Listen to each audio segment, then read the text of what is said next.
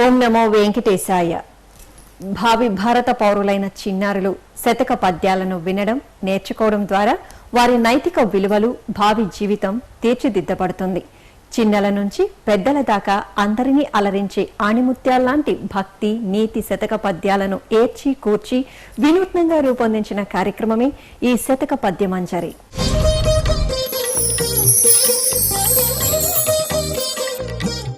పదకవిత పితామహుడు, సంకీర్తన సార్వభౌముడైన శ్రీమాన్ తాళ్లపాక అన్నమాచార్యుల వారు ఆ శ్రీ వెంకటేశ్వరుని పాద సన్నిధిలో స్తుతిస్తూ రచించిన అమ్మ చేతి గోరుముద్ద లాంటి శ్రీ వెంకటేశ్వర శతక పద్యాన్ని డాక్టర్ మేడసాని మోహన్ గారి మధురమైన మాటల ద్వారా విందాం.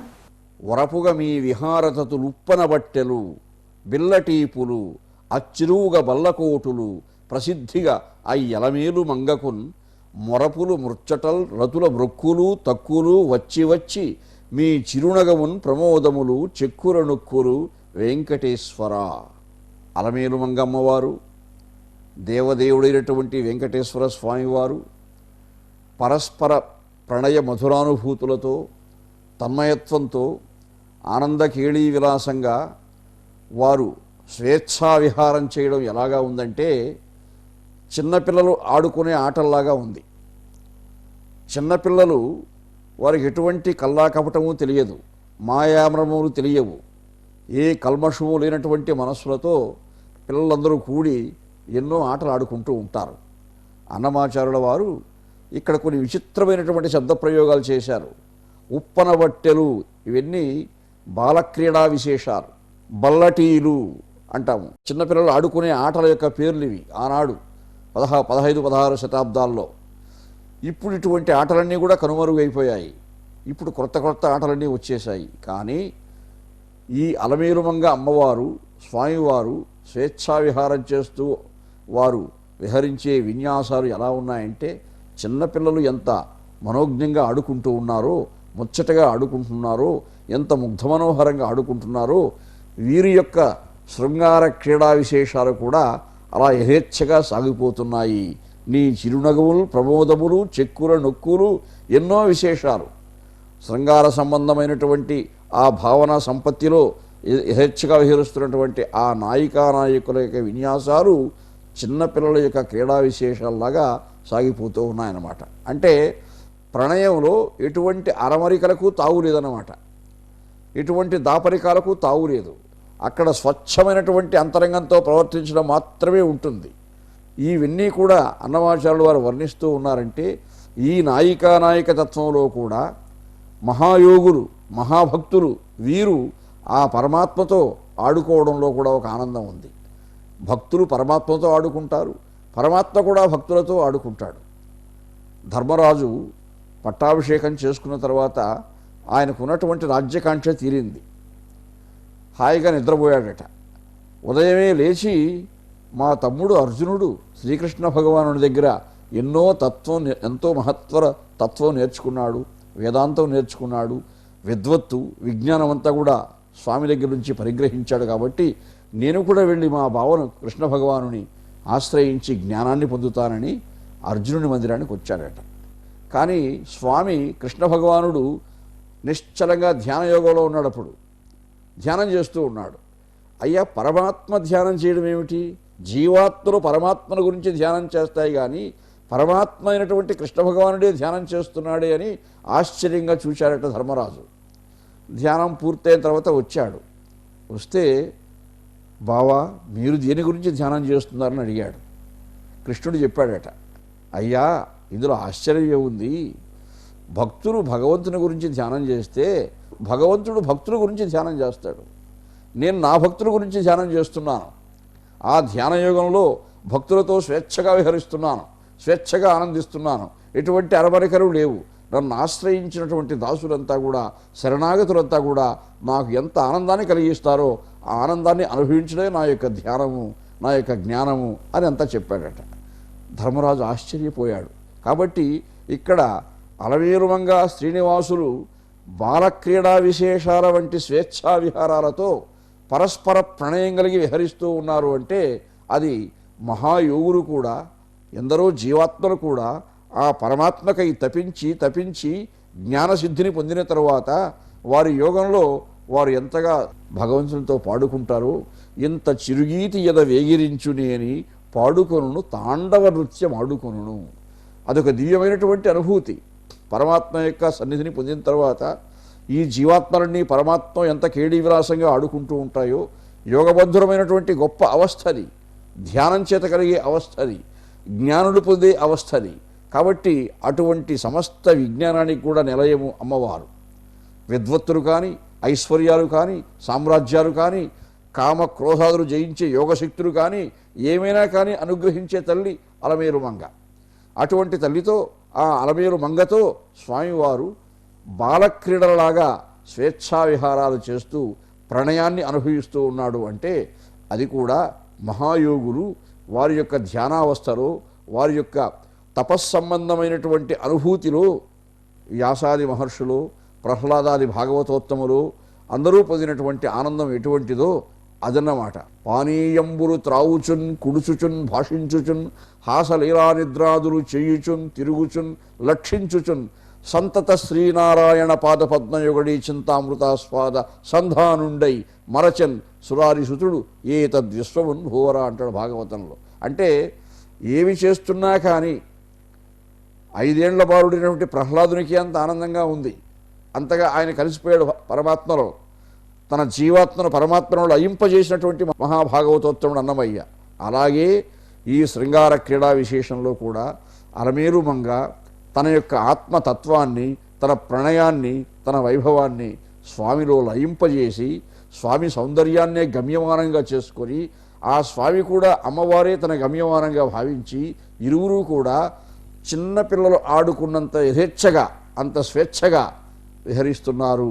పరస్పరం కేళీ విలాసంగా ఉన్నారు. ఆ ఆది దంపతులు ఆనందంగా ఉన్నారు అంటే వారిని ఆశ్రయించిన మనకంతా కూడా అటువంటి ఆనంద మకరంద ప్రవాహాలు లభిస్తాయి అనే భావనతోనే అన్నమాచార్యుల వారు ఇందులో ఆ పరమసత్యాన్ని అక్షరబద్ధం చేశారు. శ్రీ వెంకటేశ్వర శతక పద్యాన్ని విన్నారు కదా. ఇప్పుడు వేమన కవీంద్రుల వారి శతక పద్యాన్ని డాక్టర్ మైలవరపు శ్రీనివాసరావు గారి మధురమైన మాటల ద్వారా విందాం. కోతి పట్టి తెచ్చి కొత్త పుట్టము గట్టి కొండముచ్చులెల్ల కులిచినట్లు నీతిహీనునొద్ద నిర్భాగ్యులుందురు విశ్వదాభిరామ వినురవేమ. వనమంతా తిరిగి తిరిగి తిరిగి కోతినో దాన్ని పట్టుకొచ్చి దానికి మంచి గుడ్డలేసి, అబ్బో ఎంత బాగున్నావు, నువ్వు మాకు రాజువి అని కొండముచ్చులన్నీ కూడా చక్కగా పూజ చేస్తూ, అబ్బో నువ్వేం చేశావు, ఆహా చెయ్యిలా ఎత్తావు, అబ్బో ఎంత చక్కగా ఉంది, కాలిలా అన్నావా, అబ్బో ఏమి ఎగిరావు అని నిరంతరం వాడిని అలా పూజిస్తూ ప్రశంసిస్తూ ఉంటారు. మహానుభావులైనటువంటి పెద్దవాళ్ళు ఏం చేశారంటే, ఫలాని పుల్లయ్య ఇలా ఉన్నాడు, సుబ్బయ్య ఇలా ఉన్నాడు, వెంకయ్య ఎలా చేశాడు అని అంటే మనుష్యులకు కోపం వస్తుందని మనుష్యుల కథని పక్షుల మీద, పిల్లుల మీద, కోతుల మీద, ఎలకల మీద చెప్పారు. ఓహో అవేవో కోతుల కథలు, ఎలకల కథలు, పక్షుల కథలు, పిచ్చుకల కథలు అనుకోకూడదు. అవి మనకి అన్వయించుకుని మనం చూసుకోవాలి. కోతి పట్టి తెచ్చి కొత్త పుట్టము గట్టి, మంచి బట్టలన్నీ గట్టి నువ్వు మాకు రాజువి అని కొండముచ్చులెల్ల కొలిచినట్లు, కొండముచ్చులన్నీ ఓ ప్రశంసించినట్టు పూజ చేసినట్టుగా నీతిహీనునొద్ద నిర్భాగ్యులుందురు. ఏమాత్రం నీతి లేనటువంటి వాడి దగ్గర నిర్భాగ్యులు అందరూ ఉంటారు. కేవలం వాడి నుంచి ఏదో ఒకటి ప్రయోజనాన్ని పొందాలి అనే ఆకాంక్షతో, ఆలోచనతో. భారతంలో దుర్యోధనుడు ఉన్నాడు. వాడికి వాళ్ళ నాన్న పుట్టుగుడ్డు కాబట్టి రాజ్యార్హత లేదు. పోనీ ఏమైనా బుద్ధి తెలివితేటలు ఉన్నాయంటే అవి మాత్రమే వాడికి లేవు. ధైర్యంగా యుద్ధాన్ని చేసి రాజ్యాన్ని సంపాదించగలిగిన బల పరాక్రమ సాహసాలు ఉన్నాయంటే అవి అస్సలు లేవు. మరి ఎలాగా వీడి గొప్పదనం? అంచేత కర్ణుడు, దుశ్శాసనుడు, శకుని అనే 3 కొండముచ్చులు వీడి దగ్గర చేరాయి. చేరి అబ్బో దుర్యోధన నువ్వు ఎంత గొప్పవాడివి, అంత గొప్పవాడివి, ఇంత గొప్పవాడివి భజన ప్రారంభించాయి. పూర్తి నీచుడు దుర్యోధనుడు, సామాన్యుడు కాడు. వాడు అభిమాన ధనుడు కాదు, నిరభిమానం. వాడికి అసలు అభిమానం అనేది ఏమాత్రమూ లేనే లేదు. అలాంటి వాడిని చాలా గొప్పవాడుగా సుయోధన రారాజా ఇలా పిలిచేవారు. వాడు అసలు రాజరికమే లేనటువంటి వాడు, వాళ్ళ నాన్న గుడ్డి అయినటువంటి కారణంగా వాడిని రారాజు అని సంబోధిస్తూ ఉంటే కాబోలుకునేవాడు. ఈ కొండముచ్చులన్నీ ఉంటే ఆ కోతి చాలా గొప్పగా అనుకుంటుండేవాడు. నీతిహీనునొద్ద నిర్భాగ్యులుందురు. ఒరే మరి మీరందరూ రారాజుగా అంటున్నారు కదా, నిజంగా నేను రాజు కావాలంటే ఏం చెయ్యాలి అని అడిగాడు. శకుని అన్నాడు, అబో అనేక దేశ అధిపతుల్ని ఓడించేసి పిచ్చి పట్టేలా చేసి అడవులకి పంపించా నేను. పాండవుల రాజ్యాన్ని జూదమనేటటువంటి దాని ద్వారా నీకు సంపాదించి పెడతాను ఉన్నానుగా నేను అన్నాడు. అబ్బా ఎంత గొప్పవాడివిరా అన్నాడు ఆ కోతి కొండముచ్చుతో. కోతి దుర్యోధనుడు, కొండముచ్చు శకుని. అబ్బో నీకెందుకు రాజ్యం సంపాదిస్తాను, చాలా బాగుంది.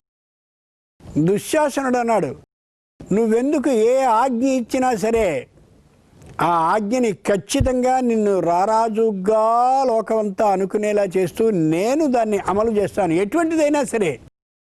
అసలు నా పేరే దుశ్శాసనుడు అని. ఎవరు ఏ ఆజ్ఞ ఇచ్చినా పట్టించుకొని కానీ నువ్వు ఆజ్ఞ ఇస్తే ఖచ్చితంగా తల మీద పెట్టుకుని ఆజ్ఞని పాటిస్తాను, చాలా గొప్పవాడివి నువ్వు అని వీడు భజన చేస్తూ దుశ్శాసనుడు. ఇదే కోతి దగ్గర చేరిన రెండవ కొండముచ్చు దుశ్శాసనుడు. 3 కర్ణుడు, వీడు ఇంకో కొండముచ్చు. అక్కడ చదువుకి చేరి భయంకరమైనటువంటి శాపాన్ని పొందొచ్చాడు. ఏమిటా శాపం? నీకు అనేకమైనటువంటి అస్త్రమంత్రాలు ఉండొచ్చు, నేను చెప్పింది కూడా నీ దగ్గర ఉండొచ్చు, కానీ అవసరమైన వేళ గుర్తు రాకుండుగాక అంతటి శాపాన్ని పొందిన ఈ కొండముచ్చు ఆ కోతిని పూజించాడు. మొత్తం ఈ కొండముచ్చులన్నీ కలిసి కోతి అయిన దుర్యోధనుడిని వంశం లేకుండా నాశనం చేశాయి. గుర్తుంచుకోవాలి, నీతిహీనునొద్ద నిర్భాగ్యులుందురు. ఆలోచించి చూడండి, ఇట్లాంటి వాళ్ళు లోకంలో ఎందరున్నారో మనకి కళ్ళ ముందు అలా కనిపిస్తున్నారు. వేమన కవీంద్రుల వారి శతక పద్యాన్ని విన్నారు కదా. ఇప్పుడు శ్రీకృష్ణ దేవరాయల వారి ఆస్థానంలోని అష్టదిగ్గజ కవులలో ప్రముఖుడైన ధూర్జటి కవీంద్రుల వారు తన ఇష్టదైవమైన శ్రీకాళహస్తీశ్వరునిపై రచించిన శ్రీకాళహస్తీశ్వర శతక పద్యాన్ని ప్రముఖ పండితులు డాక్టర్ మాడుగుల నాగభణి శర్మ గారి మృదుమధురమైన గాత్రం ద్వారా విందాం. జలకంబుల్ రసముల్ ప్రసూనములు వాచాబంధముల్ వాద్యముల్ కల శబ్దధ్వనులు అంచితాంబరము అలంకారంబు దీప్తుల్ మెరుంగులు నైవేద్యము మాధురీ మహిమగాన్ భక్తిరంజిల దివ్యార్చన గూర్చి నేర్చిన క్రియన్ శ్రీకాళహస్తీశ్వర. మామూలు భక్తుడు చేసేది అర్చన, నేను చేసేది నీకు దివ్యార్చన స్వామి అంటున్నాడు. ఎలా దివ్యార్చన అయ్యా? ఇంత కవిగా నాకు జన్మమిచ్చావు కదా తండ్రి, మరి నేను దివ్యార్చన చేయకుండా ఎలా ఉంటాను? అందరూ మామూలు నీళ్లు అభిషేకం చేస్తారు. జలకంబుల్ రసముల్, నేను కావ్య రసముతో నీకు అభిషేకం చేస్తాను. శృంగార వీర కరుణ రౌద్ర ఇలాంటి రసాలతో. ఆచార్య శంకరుల వారు నవరసాలను అమ్మవారి చూపులో వర్ణించాడు. శివే శృంగారార్ద్ర తదితర జనే కుచ్చనపరా సరోషా గంగాయాం. ఏం అద్భుతంగా ఎత్తుకున్నాడు ఆ శిఖరిణీ వృత్తములో. శివే శృంగారార్ద్ర, ఆమె దృష్టి ఎప్పుడూ శివుని యందు శృంగారార్ద్రముగా ఉంటుందట. ఆయన తప్ప ఇతర జనుల యందు కుత్సనముగా ఉంటుందట, నిందాపూర్వకంగా ఉంటుందట అని ఉంటుందట. సరోషా గంగాయాం, గంగాదేవి మీద రోషముగా ఉంటుందట. గిరిశ చరితే విస్మయవతి, అద్భుత రసము. ఆ శివుడి యొక్క చరిత్రలు వినేటప్పుడు అని ఇలా కళ్ళిలా అయిపోతాయట అమ్మవారికి. గిరిశ చరితే విస్మయవతి.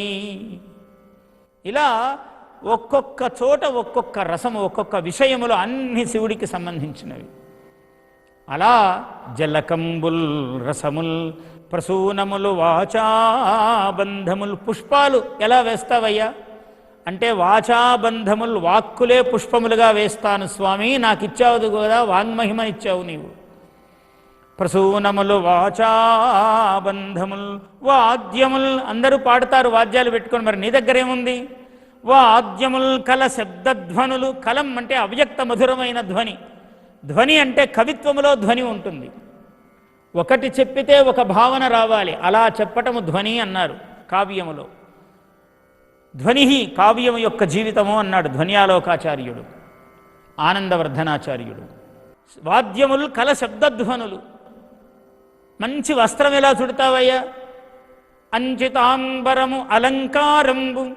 అలంకారాలు ఉపమా, ఉత్ప్రేక్ష, రూపక ఇలాంటి అలంకారాలతో నేను వస్త్రాన్ని ఇస్తానన్నాడు. అంచితాంబరం అలంకారంబు దీప్తిల్ దీప్తుల్ మెరుంగులు.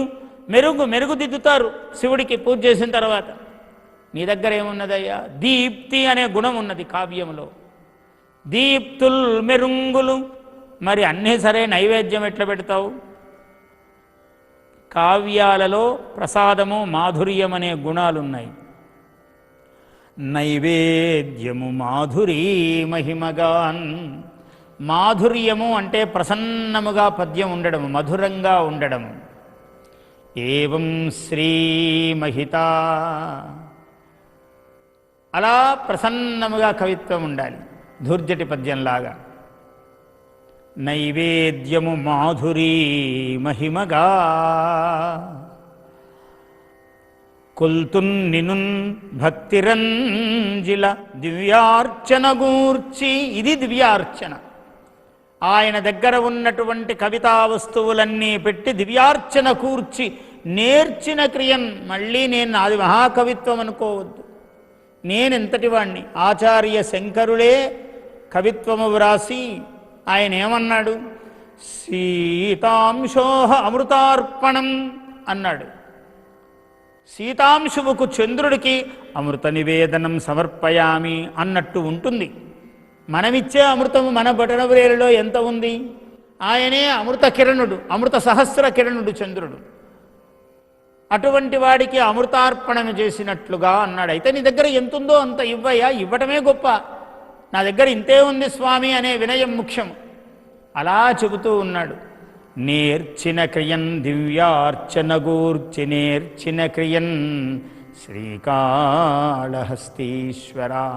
కవితాత్మకమైనటువంటి దివ్యార్చన నేను చేస్తాను తండ్రి. నాకు వాంగ్మయం వచ్చేటట్టు చేసావు కాబట్టి, నన్ను కవిగా పుట్టింపజేసావు కాబట్టి నేను దివ్యార్చన చేస్తాను నీకు అన్నాడు. కవులందరూ చేయవలసిన అర్చన అటువంటిదే. ధూర్జటి కవీంద్రుల వారు రచించిన శ్రీకాళహస్తీశ్వర శతక పద్యాన్ని విని ఆనందించారు కదా. ఇప్పుడు మారణ కవీంద్రుల వారు రచించిన భాస్కర శతక పద్యాన్ని డాక్టర్ కెవి శ్రీరంగనాయకి గారి గాత్రం ద్వారా విందాం. తాలిమితో ఓడుతన్ తగవు తప్పక నేర్పరి ఒప్పు తప్పులన్ పాలన చేయుగాక అట ఉపాయ విహీనుడు చేయనిచ్చునే. పాలును నీరు వేరుపరుపంగ మరాళ మిరుంగుగాక మార్జాల మిరుంగునే తదురు చారు రసజ్ఞత పూన భాస్కర. ఈ పద్యంలో నేర్పరి అయినటువంటి వాడు గుణదోష పరిశీలనం ఏ విధంగా చేస్తాడో హంసతో పోలిక చెప్పి కవి వివరిస్తున్నాడు. తాలిమితోడు తాలిమి అంటే ఓర్పు, ధైర్యము. ధైర్యము అంటే సాహస కార్యముల యందు ప్రదర్శించేదాన్ని ధైర్యం అంటున్నారు. ధీ అంటే బుద్ధి కనుక బుద్ధికి సంబంధించిన విశేషము ధైర్యము.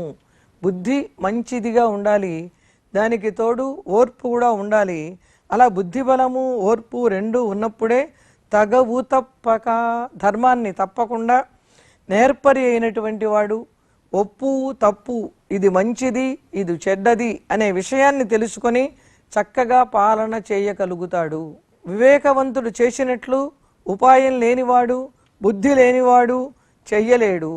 ఏది గుణమో ఏది దోషమో తెలుసుకోవటానికి మానవునికి ముఖ్యంగా ఉండవలసినటువంటి గుణము ఉపాయము, నేర్పరితనము. ఈ నేర్పరితనం లేనివాడు మంచిని గ్రహించలేడు, చెడుని గ్రహించలేడు. దీనికి ఉదాహరణగా హంసని చెప్తున్నాడు. మంచివాడు హంస వంటివాడు. హంస ముందు పాలు నీరు కలిపి మనం పెడితే అది పాలను నీళ్లను వేరు చేయగలిగిన సమర్థత హంసకి ఉంది. హంస ఏ విధంగా పాలను నీళ్లను వేరు చేస్తుందో ఆ విధంగా పిల్లి పాలను నీళ్లను వేరు చెయ్యలేదు. వివేకము కలిగినటువంటి పక్షి హంస, వివేకము లేనటువంటి జంతువు పిల్లి. కనుక హంస చేసినట్టు పిల్లి చెయ్యలేదు, వివేకవంతుడు చేసినట్టు వివేకము లేనివాడు చెయ్యలేడు అనేటటువంటి మహా విషయాన్ని ఒక పిల్లిని ఒక హంసని పోలికగా చెప్పి ఇందులో కవి మనకి అందించాడు. వివేకవంతుడైన వాడు పోలిక హంసతో చెప్పాడు, వివేకము లేనివాని పోలికని పిల్లితో చెప్పాడు. హంస పాలను నీళ్లను వేరు చేస్తుంది, తామర తూడులను మాత్రమే ఆహారంగా తీసుకుంటుంది. కానీ బ్రహ్మ దానికి ఒక శక్తినిచ్చాడు. తామర తూడులను ఆహారంగా తీసుకుంటున్నప్పటికీ హంసలో మాత్రమే ఈ ప్రత్యేకమైనటువంటి లక్షణం ఉంది. హంస ఇంత వివేకం కలది కనుకనే లోకంలో పీఠాధిపతులను పరమహంసలు, పరివ్రాజకులోని హంస పదంతో గౌరవిస్తున్నారు. అంభోజిని వన విహార విలాసమేవ హంసస్య ఖంతు నితరాం కుపితో విధాత. బ్రహ్మ వాహనం హంస. ఒకప్పుడు బ్రహ్మకి తన వాహనమైనటువంటి హంస మీద కోపం వచ్చిందిట. ఆ కోపం వచ్చేసరికి హంసని పద్మ సరోవరాలలో విహరించకుండా చేయాలి అనుకున్నాడు. అలా పద్మ సరోవరాలలో విహరించకుండా చేయగలిగాడు. కానీ హంసలో ఉన్నటువంటి స్వభావ సిద్ధమైన గుణాన్ని బ్రహ్మ కూడా మార్చలేకపోయాట. ఏమిటి ఆ స్వభావ సిద్ధమైనటువంటి గుణము అంటే పాలను నీరును వేరు చేయటం. ఈ గుణాన్ని మాత్రం బ్రహ్మ కూడా తీసివేయలేకపోయినాడు. అలాగే ప్రాజ్ఞుడైనటువంటి వాడు మంచి చెడు కలిసి ఉన్నప్పుడు ఎదుటివాడిలో ఉన్నటువంటి మంచిని గ్రహించగలుగుతాడు, చెడుని విడిచిపెట్టగలుగుతాడు. సామాన్యుడైన వాడు, దుష్టుడైనటువంటి వాడు దుర్మార్గాన్నే చూడగలుగుతాడు, మంచిని విడిచిపెడతాడు. కొంతమంది మంచిని మంచిగా చెడుని చెడుగా చూడగలుగుతారు, కొంతమంది చెడులో మంచిని చూడగలుగుతారు, మరికొందరు మంచిలో కూడా చెడుని చూడగలుగుతారు. కనుక ఏది మంచిదో ఏది చెడ్డదో తెలుసుకోవటానికి ముఖ్యమైనటువంటిది ధైర్యం కావాలి, బుద్ధిబలం కావాలి, ఓర్పు కావాలి, నేర్పరితనం కావాలి. ఇవన్నీ ఉన్నవాడే వివేకంతో ఇది తప్పు చేయకూడని పని, ఇది ఒప్పు చేయతగిన పని అనే వివేకంతో తెలుసుకుని రాజైన వాడు రాజ్యాన్ని పాలించగలుగుతాడు, ముని అయినవాడు దేశానికి క్షేమం కోరగలుగుతాడు, విప్రుడైన వాడు చక్కటి విజ్ఞానాన్ని పంచగలుగుతాడు. ఇన్ని మహావిషయాల్ని మనస్సులో పెట్టుకుని కవి ఈ పద్యంలో మంచివాడి మనస్సుని, నేర్పరితనాన్ని, చెడ్డవాడి యొక్క తత్వాన్ని పిల్లి ద్వారా మనకి అందించాడు. పిల్లి ఇంటిలో ఉండి ఆ పాలనని తాగుతూ కూడా యజమాని యొక్క వినాశనాన్ని కోరుతుంది కనుక అలా పిల్లి వంటి కుబుద్ధి ఉండకూడదు, హంస వంటి సుబుద్ధి మాత్రమే ఉండాలి. హంసని చూసి మనం ఈ గుణాలను నేర్చుకోవాలి, అలా నేర్పరులం కావాలి. ఎప్పుడైనా ఎక్కడైనా సమస్యలు వచ్చినప్పుడు ఏది తప్పో ఏది ఒప్పో తెలుసుకుని న్యాయ మార్గంలో పరిష్కారాన్ని అందించాలి. ఇలా అందించిన నాడు సమాజము చక్కటి స్థితిలో నడుస్తుంది, సమాజమునకు స్థితిగతులు బాగుంటాయి అనేటటువంటి మంచి ఆశయంతో ఈ పద్యాన్ని కవి మనకి అందించటం జరిగింది. ప్రాజ్ఞో హి జల్పతాం పుంసాం శ్రుత్వా వాచ శుభాశుభా గుణవద్వాక్యమాదత్తే హంస క్షీరమివంభసః. హంస నీరు పాలు ఆ మిశ్రమం నుండి పాలని గ్రహించి నీటిని విడిచిపెట్టినట్టుగా ప్రాజ్ఞుడైన వాడు ఎదుటివారి మాటలలో ఉన్నటువంటి గుణదోషాలను రెండిటినీ తెలుసుకొని గుణాన్నే గ్రహిస్తాడు, దోషాన్ని విడిచిపెడతాడు. ఆ మహా విషయాన్నే ఈ పద్యంలో కవి మనకి అందించాడు. నలుగురు మహాకవీంద్రులు రచించిన అమృత భాండం లాంటి 4 శతక పద్యాలను లబ్ధ ప్రతిష్ఠులైన నలుగురు ప్రముఖ పండితులచే భావరాగయుక్తంగా సాగిన శతక పద్యమంజరి కార్యక్రమాన్ని ఆద్యంతం వీక్షించారు కదా. ఈ కార్యక్రమం మిమ్మల్ని ఎంతగానో ఆకట్టుకుందని ఆశిస్తూ మళ్ళీ ఇదే కార్యక్రమంలో కలుద్దాం. ఓం నమో వెంకటేశాయ.